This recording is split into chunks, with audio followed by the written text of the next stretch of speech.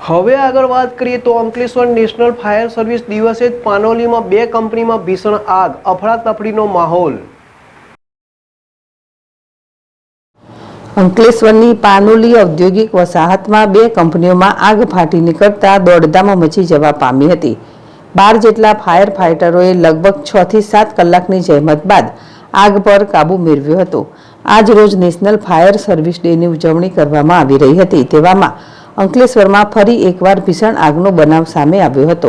અંકલેશ્વરની પાનોલી જીઆઈડીસીમાં આવેલી જલ એકવા નામની કંપનીમાં સવારના સમયે આગ ફાટી નીકળી હતી। જોતજોતામાં આગે વિકરાળ સ્વરૂપ ધારણ કર્યું હતું। આ આગ બાજુમાં આવેલી BR એગ્રો નામની કંપનીમાં પણ ફેલાતા દોડધામ મચી જવા પામી હતી।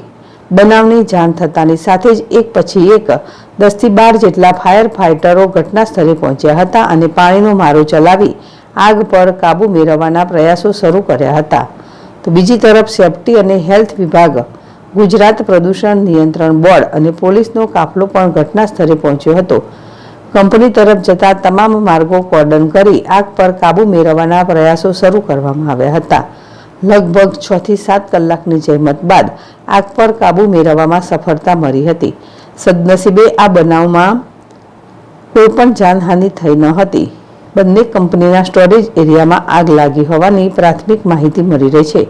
તો આગના કારણે કંપનીઓને કરોડોનું નુકસાન પહોંચ્યું હતું।